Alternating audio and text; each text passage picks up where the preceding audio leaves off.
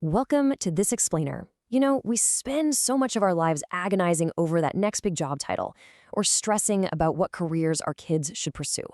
But what if the ultimate answer is actually no job at all? Let's dive right into a seriously mind-bending foresight framework. So let's kick things off with a simple but honestly pretty profound thought experiment. What would you do if you literally never had to work again? Like if the daily grind was suddenly erased from your life tomorrow, how would you actually fill your hours? We are going to explore this highly plausible long-term scenario of a true post-work future. Hold on to your answer for a second as we journey through this. Section 1, a world without jobs. Let's map out what that actually means, and spoiler alert, it is not just some science fiction concept anymore. Right now, we just automatically assume a paid job is the only legitimate way to survive, right? But foresight experts are taking a very serious look at a future where paid work is no longer the central organizing principle of human life. We are talking about a societal shift on par with the agricultural or industrial revolutions. It's massive. Section 2, drivers of the transition. To understand how we actually arrive at a jobless future, we need to look at the massive cultural and technological forces turning the gears to push us there right now. The first major driver is probably the one you hear about the most, the relentless growth of processing power. Machine intelligence and AI are creating an absolute abundance of wealth and productivity. But at the exact same time, they are becoming a formidable competitor for human labor. We are reaching a point where machines don't just help us do our jobs, they can entirely replace the need for us to do them. To anchor this in reality, there's a famous 2013 Oxford Martin School paper that estimated a staggering 47% of U.S. jobs are at risk of automation. 47%! And while experts constantly debate whether AI will ultimately create more jobs than it destroys, the sheer scale of the disruption is undeniable. Even if new jobs do pop up, the transition is going to be rocky. We are looking at a future where cognitive performance by machines just outpaces humans in virtually all domains of interest. Okay, moving to the second driver, which is a really profound shift in human values. Think about the recent quiet quitting trend, for example. For generations, modern values dictated that we should achieve high social and economic status, and, of course, show it off through material goods. We worked more to buy more. But now, people are increasingly trading high salaries and material goods for a sense of enoughness. That old promise, working tirelessly just to buy more stuff, is rapidly losing its appeal as we search for deeper purpose, connection, and life balance. And the third driver is the blurring of boundaries. Historically, we've had these very strict separations between living, learning, working, and playing. You went to work from 9 to 5, you came home to live and play, and you went to school to learn. Well, those strict boxes are rapidly fading. Work is intertwining with other aspects of our lives in ways that make it kind of difficult to pin down exactly what we are doing at any given moment. This blending is actually already so intense that the U.S. economy reportedly loses 50 million hours, which is about $7.4 billion a day, simply due to the blending of personal tasks during work hours. Think about it. You might be answering a work email while watching your kid's soccer game, or maybe scrolling through personal social feed while sitting at your desk. The days of 100% focus on a job for 8 uninterrupted hours, yeah, they are essentially gone for a lot of us. Section 3. Visions of the future. So if jobs as we know them slowly evaporate, what exactly does this new world look like? Let's explore what fills the void. A fascinating study conducted for the NASA Langley Research Center actually mapped out 4 potential future archetypes for the year 2050.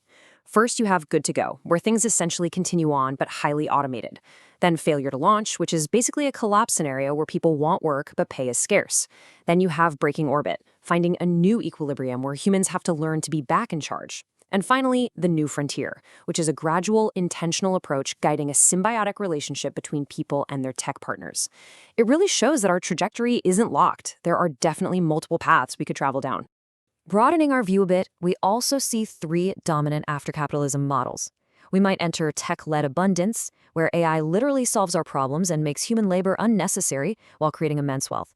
Or perhaps a non-workers' paradise, fueled by political shifts like implementing a universal basic income to support populations. Or even a sustainable commons, driven more by community resource management rather than the corporate grind. But in all 3 of these, the traditional full-time job absolutely takes a backseat. Section 4, the obstacles we face. Now, you might be skeptical right now, thinking there's no way this is going to happen smoothly. And you'd be absolutely right.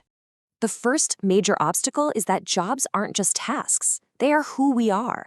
They are how we introduce ourselves. What do you do is almost always the first question we ask when we meet someone new, right? Jobs give our lives meaning and a sense of social standing. Stepping away from that identity brings a really powerful social stigma. People don't just want a paycheck. They genuinely want to feel useful and respected. And right now, jobs are the primary vehicle for that. Second, our entire society is basically chained to the Monday to Friday 9 to 5 schedule, a routine that's actually only about 75 years old, by the way. Yet it completely dictates our sleep patterns, when we socialize, when traffic happens, and when businesses operate. Without a job mandating when you wake up and where you go, society has to figure out entirely new ways to structure time and human interaction. Finally, and perhaps most formidably, jobs are the primary mechanism for wealth distribution. It is how we put food on the table. Shifting away from a paradigm of full employment will absolutely face immense political and structural resistance. The entire current economic order relies on this dynamic. Replacing the wage system with something else, like a universal basic income, requires untangling massive, complex economic and ideological webs. Section 5. Preparing for the transition. So, if this shift is slow, full of obstacles, but seemingly inevitable, how do we prepare right now? Foresight experts recommend a solid three-pronged approach. First, advocating for serious, mature policy discussions, like studying universal basic income objectively with all the political hysteria.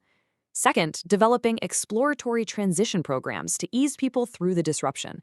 And third, promoting personal futures planning to help people find meaning entirely outside of their economic output.